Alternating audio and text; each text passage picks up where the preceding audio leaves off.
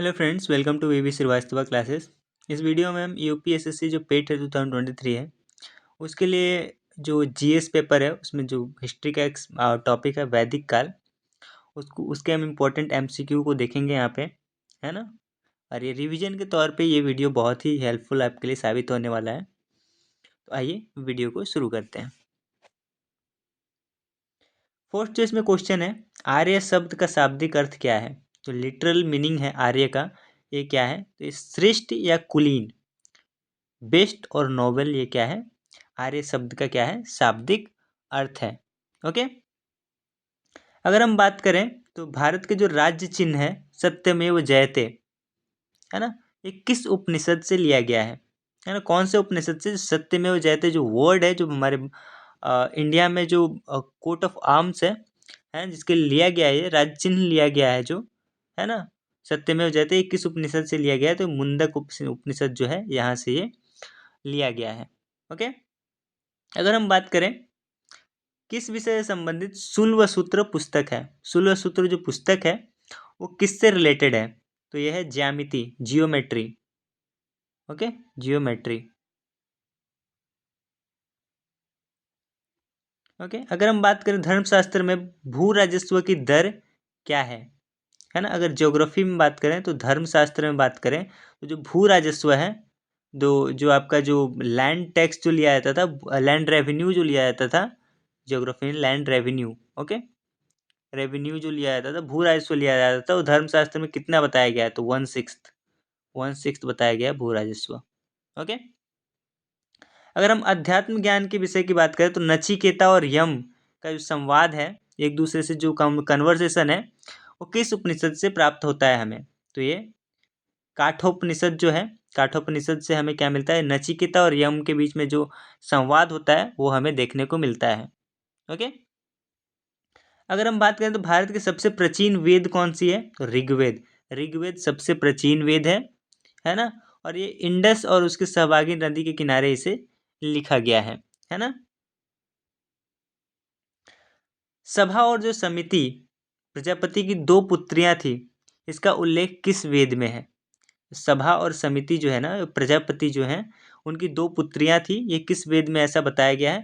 तो ये अथर्ववेद में बताया गया है कि सभा और समिति नाम की प्रजापति की दो बेटियां थी। ओके।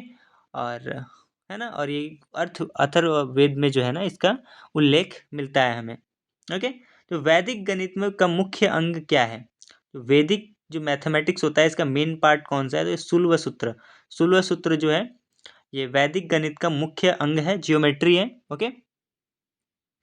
नेक्स्ट अगर हम बात करें यजुर्वेद में किस विधि का वर्णन किया गया है, यज्ञ का।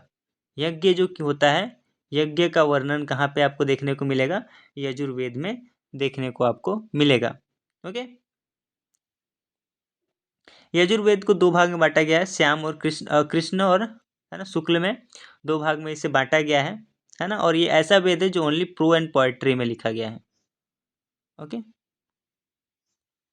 नेक्स्ट अगर हम बात करें किस वेद में प्राचीन वैदिक युग की संस्कृति के बारे में सूचना दिया गया है ना। विच वेदाज, है ना, जो कि इंफॉर्मेशन देता है एंशियंट वैदिक इरा के कल्चर का। तो ये है ऋग्वेद। ऋग्वेद सबसे प्राचीन वेद भी है और यहाँ से ही हमको सबसे प्राचीन वैदिक युग की संस्कृति के बारे में पता भी हमें प्राप्त होता है। ओके। ऋग्वैदिक काल में आर्यों का मुख्य व्यवसाय क्या था। बिजनेस करते थे, है ना। ऋग्वैदिक काल में आर्य क्या करते थे, बिजनेस करते थे, है ना। Main occupation of Aryans during the Rigvedic period, तो ये था बिजनेस। ओके।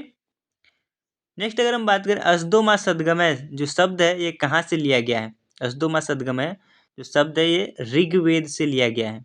कहाँ से लिया गया है, ये ऋग्वेद से लिया गया है। ओके। जो प्रसिद्ध 10 राजाओं का युद्ध है ना, ये किस नदी के तट पर लड़ा गया। On the bank of which river व the famous battle of 10 king fought. तो 10 राजाओं का जो प्रसिद्ध 10 राजाओं का युद्ध, ये परुसनी जो रिवर है, जो अभी राबी के नाम से जानी जाती है, उसके किनारे ये लड़ा गया। ओके। अगर हम बात करें 8000 ईसा पूर्व से 6000 ईसा पूर्व का काल कौन सा युग से जुड़ा हुआ है। तो ये ब्राह्मण युग से जुड़ा हुआ है। 800 ईसा पूर्व से लेके 600 ईसा पूर्व तक का जो कार्यकाल है, जो ये समय अंतराल है, ये ब्राह्मण इरा के नाम से जाना जाता है। इस समय ब्राह्मण का उदय हुआ और ब्राह्मणों की यहाँ पे उत्पत्ति देखने को मिली और आगे उनका बढ़ा। ऋग्वेद में कितने प्रकार के देवों का प्रमाण मिलता है? कितने प्रकार के गॉड्स का प्रमाण मिलता है ऋग्वेद से? 33 प्रकार के गॉड्स का प्रमाण ऋग्वेद में बताता है। ओके, अगर हम देखें ऋग्वैदिक काल की सबसे प्राचीनतम संस्था कौन सी थी? सबसे ओल्डेस्ट इंस्टीट्यूशन ऑफ ऋग्वैदिक पीरियड, तो ये विदत जो थी, ये सबसे प्राचीनतम इंस्टीट्यूशन थी ऋग्वैदिक काल की। ओके, अगर हम बात करें उत्तर वैदिक काल में लिखे गए जो ग्रंथ थे, है ना, उनका अगर सही क्रम की बात करें तो वो क्या है? तो वेदाज, उसके बाद ब्राह्मण लिखे गए, उसके बाद अरण्यक लिखे गए, उसके बाद उपनिषद लिखे गए। सबसे पहले वेद लिखे गए, 4 वेद हैं, ऋग्वेद, यजुर्वेद, सामवेद और अथर्ववेद। उसके बाद ब्राह्मण्स लिखे गए, उसके बाद अरण्यक्स लिखे गए, उसके बाद उपनिषद लिखे गए। ये सही क्रम है। ओके, नेक्स्ट अगर हम बात करें वैदिक काल की कौन सी स्मृति प्राचीनतम है? ओके, तो मनु स्मृति जो है ये सबसे प्राचीनतम क्या है? स्मृति है वैदिक काल की। ओके, नेक्स्ट अगर हम बात करें पूर्व वैदिक संस्कृति की काल किसे कहा जाता है? तो ये 1500 ईसा पूर्व से 1000 ईसा पूर्व की जो समय अंतराल है, इसे ही हम क्या बोलते हैं? प्री वैदिक कल्चर बोलते हैं। ओके, उसके बाद लेटर वैदिक कब बोलेंगे हम? 1000 बीसी से लेके 600 बीसी तक। ओके, अगर हम बात करें वेदों की कुल संख्या तो 4 है, अभी हमने बताया, ऋग्वेद, यजुर्वेद, सामवेद और अथर्ववेद। ओके, आदि काव्य की संख्या किसे दी गई है? आदि काव्य की संख्या रामायण जो हमारी है, रामायण जो वाल्मीकि जी के द्वारा लिखी गई है, इसे किसकी संज्ञा दी गई है? आदि काव्य की संज्ञा दी गई है। ओके, कौन से ऋण 3 ऋण में शामिल नहीं है? तो है मातृ ऋण। मातृ ऋण जो है वो 3 ऋण जो है उसमें ये शामिल नहीं है। ओके, कौन से 3 वेद संयुक्त रूप से वेदत्रयी कहलाते हैं? है ना, तो 3 वेदाज कौन से ऐसे हैं जिनको हम वेदात्रय कहते हैं, है ना, त्रय वेद कहते हैं? तो वो है ऋग्वेद, यजुर्वेद और सामवेद। इन तीनों को हम क्या बोलते हैं? त्रय वेद बोलते हैं, वेद त्रयी बोलते हैं इसको हम। ओके, जो अथर्ववेद है वो सबसे लास्ट में लिखा गया। ओके, और उसमें मैजिक, चार्म्स, स्पेल, मतलब अंधविश्वास वाली और सारी चीज़ें उसमें लिखी गई है। तो अगर त्रय वेद पूछा जाए कि कौन सी है, तो ऋग्वेद, यजुर्वेद और सामवेद है। ओके, किस वेद का संकलन ऋग्वेद पर आधारित है? ऋग्वेद पे कौन सा वेद को संकलित किया गया है?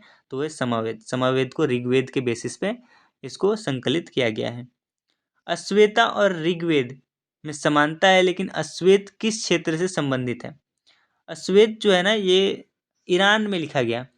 ये ऋग्वेद की तरह ही एक वेद की तरह ही एक टेक्स्ट है ना, एक बुक है, जो कि कहाँ पे लिखा गया? ईरान में लिखा गया। ओके, नेक्स्ट है भारतीय संगीत की आदि ग्रंथ किसे कहा जाता है? तो इंडियन म्यूजिक जिसकी उत्पत्ति हुई वो कहाँ से हुई? समवेद, जो हमारी वेद जो है, समवेद है, वहाँ से उत्पत्ति हुई भारतीय जो संस्कृत है, संगीत है उसकी। ओके, विश्व के प्रथम प्रमाणिक ग्रंथ कौन से हैं? है ना, which are the first authentic text of world?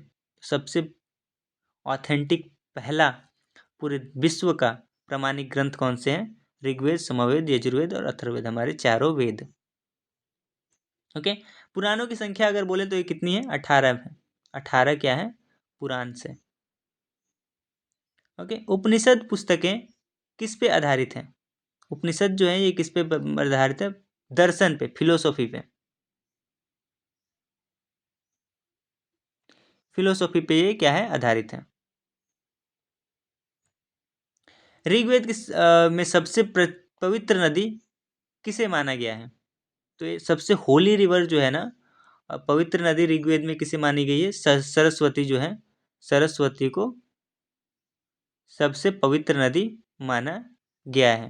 Okay, अगर भारतीय इतिहास की बात करें तो इसमें प्रथम विधि निर्माता कौन है? मनु।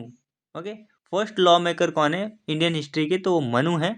और मॉडर्न मनु के नाम से हम किन्हें जानते हैं, डॉक्टर भीमराव अंबेडकर, जिन्होंने हमारे अभी जो मॉडर्न जो लॉ मेकिंग है उसको उन्होंने स्ट्रक्चर दिया, इसलिए उनको मॉडर्न मनु कहा जाता है। और भारतीय इतिहास के सबसे प्रथम विधि निर्माता जो लॉ मेकर थे वो कौन थे, मनु थे। ओके, नेक्स्ट है आर्य भारत में बाहर से आए और सर्वप्रथम कहाँ बसे थे। तो पंजाब में, भारत में सबसे पहले कहाँ पे आके बसे थे, तो भारत के पंजाब में ये सबसे पहले आके बसे थे।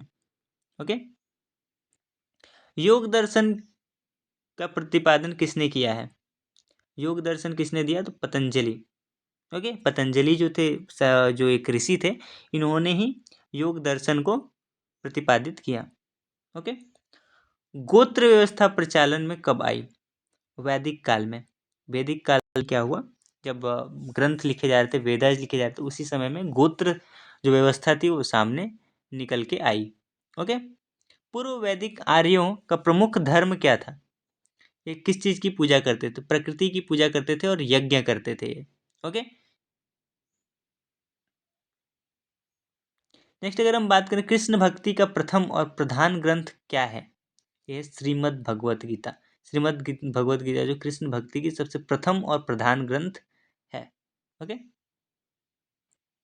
नेक्स्ट अगर हम बात करें हरियाणा प्रांत में चित्रित धूसर मृत्यभांड स्थल किस स्थान पर हल में के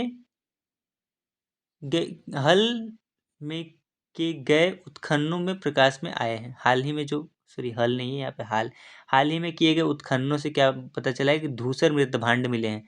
हरियाणा के किस प्रांत में ये धूसर मृत्यभांड प्राप्त हुए हैं, तो ये भगवानपुर में प्राप्त हुए हैं। जो पेंटेड ग्रेवेयर है ना, ये अभी अभी एग्जीबिशन हुआ है ना हाल ही में, तो ये हरियाणा प्रांत के भगवानपुर से ये पेंटेड ग्रेवेयर धूसर मृत्यभांड प्राप्त हुए हैं। ओके, ऋग्वेद में संपत्ति का प्रमुख रूप किसको मानते थे, गोधन को। जो काऊ होते थे उसको सबसे प्रमुख धन मानते हैं। अब तो है ना सोना पैसे है ना ये सब चीज़ों को माना जाता है, लेकिन उस समय जो धन माना जाता था वो गाय को माना जाता था सबसे प्रमुख धन। ओके, ऋग्वेद में कितने सूक्त थे, तो ये 1028 सूक्त थे। ओके, और 10 मंडल थे। ओके, ऋग्वेद में कौन से नदियों का उल्लेख अफगानिस्तान के साथ संबंध का सूचक है, कौन सी ऐसी नदी ये बताता है कि हमें हमारी जो संबंध थी वो अफगानिस्तान के से थी, तो ये कुंभा और क्रामू, जो क्रमू और कुंभा जो नदियां हैं, कि इससे हमें ये पता चलता है कि हमारा अफगानिस्तान से क्या था, रिलेशन था ऋग्वैदिक काल में। अगर हम बात करें कौन सा वेद गद्य रूप में भी रचित है, यजुर्वेद जो है ये गद्य रूप में भी आपको देखने को मिलेगा, है ना। नेक्स्ट है गायत्री मंत्र की रचना किसने किया, तो ये विश्वामित्र जी ने गायत्री मंत्र की रचना किए हैं। ओके, ऋग्वेद में किस मंडल में शूद्र का उल्लेख पहली बार किया गया है, शूद्र जो सबसे लोअर कास्ट होते हैं है ना, उनका दर्जा दिया गया था हमारे ग्रंथ में, उसका उल्लेख ऋग्वेद में कौन से मंडल में देखने को मिलता है, तो 10वें मंडल में आपको देखने को मिलता है शूद्र का उल्लेख। नेक्स्ट है ऋग्वेद में अघन्य शब्द का प्रयोग किसके लिए किया गया है, तो गाय के लिए जो है ना अघन्य शब्द का प्रयोग ऋग्वेद में किया गया है। ओके, अगर हम बात करें प्राचीनतम विवाह संस्कार का वर्णन करने वाली विवाह सूक्त किसमें पाया जाता है, विवाह सूक्त जो है ये ऋग्वेद में देखने को मिलता है, जो ओल्डेस्ट मैरिज सेरेमनी को इलेबोरेट करता है, डिस्क्राइब करता है। ओके, वैदिक धर्म में किसकी स्मृति के लिए उपासना की जाती थी, नेचर की जो स्मृति हो इसके लिए उपासना की जाती थी, नेचर की उपासना की जाती थी। ओके, नेक्स्ट अगर हम बात करें किस देवता के लिए ऋग्वेद में पुरंदर शब्द, ऋग्वेद में सॉरी यहाँ पर ऋग्वेद नहीं ऋग्वेद में पुरंदर शब्द का प्रयोग किया गया है। इंद्र को क्या बोला जाता था, पुरंदर बोला जाता था, है ना, फोर्ट ब्रेकर बोला जाता था, है ना, और ये कहाँ पे उल्लेख है इसका, है ना, ऋग्वेद में। मनुस्मृति किससे संबंधित है? समाज व्यवस्था से, सोशल सिस्टम से संबंधित है। जो सामाजिक व्यवस्था है उसको कैसे बनाया जाए, इसके लिए मनुस्मृति लिखी गई थी, न्याय व्यवस्था एंड सो ऑन। जल या समुद्र के देवता किसे माना जाता था? वरुण देव को क्या माना जाता था? जल या समुद्र के देवता माना जाता था। वाटर और ओशियन के गॉड किसे माना जाता था? तो वो वरुण देव को माना जाता था। ऋग्वेद का कौन सा मंडल सोम को समर्पित है? Which section of Rigveda is dedicated to Soma? नौवां मंडल जो 9th मंडल है वो सोम को, है ना, डेडिकेटेड है ऋग्वेद में। ओके। अगर हम बात करें जो चरक संहिता है, जो जिसे चरक ने लिखा है, ये किससे संबंधित है? चिकित्सा से संबंधित है। जो चरक संहिता है ये नमक नहीं, नेम्ड, है ना, किस विषय से संबंधित है चरक संहिता? तो ये चिकित्सा के क्षेत्र से ये संबंधित है। ओके। नेक्स्ट अगर हम बात करें मीमांसा या पूर्व मीमांसा दर्शन के प्रतिपादन क्या है ना, किसने किया? जैमिनी ने किया। मीमांसा या पूर्व मीमांसा की जो फिलोसॉफी है इसकी प्रतिपादन जैमिनी ने किया। ओके, ये एक फिलोसॉफी का ब्रांच है। तीनों पगों में तीनों लोकों को माप लेने के कारण किसे उपक्रम कहा गया? विष्णु जी को उपक्रम के नाम से भी जाना जाता है। ओके। वेदांत और उत्तर मीमांसा दर्शन के प्रतिपादक कौन है? तो वैद्ययान है। ओके, ये भी एक फिलोसॉफी है, दर्शन है। इसके प्रतिपादक कौन से हैं? कौन है? वैद्ययान है। ओके। आर्य शब्द किसे इंगित करता है? तो ये नृजाति समूह जो है, इथेनिक ग्रुप है, इसे जो इंगित करता है कौन सा शब्द? आर्य शब्द। अगर हम बात करें प्रकृति स्थापित करने के कारण किस वैदिक देवता को रतस्य गोप कहा गया है? वरुण जी को रतस्य गोप के नाम से भी जाना जाता है क्योंकि इन्होंने प्रकृति को स्थापित किया। ओके, नेचर, जो नेचर जो होता है उसको स्थापित करने वाले देवता कौन से हैं? वरुण है। नेक्स्ट है न्याय दर्शन को किसने प्रचारित किया? तो ये गौतम ऋषि जो थे, इन्होंने न्याय दर्शन का क्या किया? प्रतिपादन किया। ओके। आरंभिक वैदिक साहित्य है ना, साहित्य में सर्वाधिक वर्णित नदी कौन सी है? साहित्य है ये, है ना, साहित्य में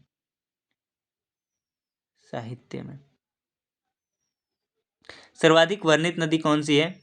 most mentioned river in early वैदिक पोएट्री, तो ये सिंधु नदी, जो हमारी इंडस नदी है, ये सर्वाधिक वर्णित नदी है हमारे वैदिक साहित्य में। उपनिषद काल में राजा अश्वपति किस राज्य के शासक थे? King Ashwapati of the Upanishad period was ruler of which state? ये केकय प्रांत के ये राजा थे, अश्वपति। ओके। नेक्स्ट अगर हम बात करें ऋग्वैदिक काल में सबसे प्रधान देवता के नाम बताएं जिसकी स्तुति में 250 सूक्तों की रचना की गई है। इंद्र देवता थे जिसे हम पुरंदर भी के नाम से भी जानते हैं। इनकी स्तुति में 250 सूक्त लिखे गए हैं ऋग्वेद में। ओके। और सबसे मोस्ट फेमस देवता थे इंद्र, इसके बाद अग्नि थे। ओके। दूसरे जो सबसे फेमस देवता थे वो अग्नि थे। नेक्स्ट अगर हम बात करें प्राचीनतम व्याकरण जो अष्टाध्यायी है, इसके रचनाकार कौन है? ये पाणिनि ने, जो ओल्डेस्ट जो संस्कृत ग्रामर है अष्टाध्यायी, उसे इन्होंने लिखा है। ओके। कपिल मुनि द्वारा प्रतिपादित जो दर्शन है वो कौन सी दर्शन है? तो सांख्य दर्शन जो है वो कपिल मुनि के द्वारा लिखा गया है। ओके। कर्म का सिद्धांत किससे संबंधित है? प्रिंसिपल ऑफ कर्म ये किससे रिलेटेड है? तो मीमांसा जो स्कूल है, मीमांसा जो फिलोसॉफी है, उससे ये कर्म का सिद्धांत क्या है? संबंधित है। ओके। अगर हम बात करें यज्ञ संबंधी विधि विधानों का पता किस वेद से पता चलता है? तो यजुर्वेद से हमें यज्ञ संबंधी विधि विधानों का पता हमें क्या चलता है। ओके। नेक्स्ट अगर हम बात करें वैदिक युग में प्रचलित लोकप्रिय शासन प्रणाली क्या थी? तो गणतंत्र, रिपब्लिक थी। ओके। रिपब्लिक सिस्टम क्या होता था? फेमस था वैदिक काल में। ओके। किस वेद में जादुई माया और वशीकरण का वर्णन किया गया है? अथर्ववेद में जादुई माया और वशीकरण वगैरह चीजें ये रखी गई, काला जादू वगैरह। नेक्स्ट, ऋग्वेद में कुल कितने मंडल हैं? 10 मंडल हैं और 1028 में क्या है? सूक्त है। नेक्स्ट अगर हम बात करें, आर्य जो है भारत में कहाँ से आए थे? तो ये मध्य एशिया से, सेंट्रल एशिया से आर्य जो है ये भारत में आए थे। वैदिक काल में यव किसे कहा जाता था? बार्ली को। जो जौ अभी हम जिसे बोलते हैं इसे यव बोला जाता था वैदिक काल में। ओके। प्राचीनतम पुराण कौन सा है? मत्स्य पुराण सबसे प्राचीनतम पुराण है। ओके। अगर हम बात करें वैदिक समाज की आधारभूत इकाई क्या थी? कुल था। ओके। कुल सबसे छोटा सा यूनिट होता था वैदिक पीरियड में, है ना। इसके बाद ग्राम होता था, कुल ग्राम। ग्राम के बाद क्या होता था? विषय होता था। विषय के बाद क्या होता था? जन होता था। ओके। कुल क्या होता था? कुल सबसे छोटी इकाई होती थी। इसके बाद ग्राम नेक्स्ट इकाई होता था। उसके बाद विषय होते थे। उसके बाद जन होते थे। ओके। जैसे अभी होता है ना हमारा विलेज, उसके बाद ब्लॉक, उसके बाद डिस्ट्रिक्ट, उसके बाद स्टेट, उसके बाद कंट्री, वैसे ही ये सिस्टम था। नेक्स्ट है, संस्कारों की कुल संख्या कितनी? 16 तरीके के रिचुअल्स बताए गए हैं हमारे वेद पुराण में। ऋग्वैदिक काल से संबंधित जो मृतभांड संस्कृति है ये कौन सी है? तो ये गेरुवर्णी मृतभांड संस्कृति जो है ये हमारे ऋग्वैदिक काल से क्या है? जुड़ी हुई है। तो इस वीडियो में इतना ही। Thank you.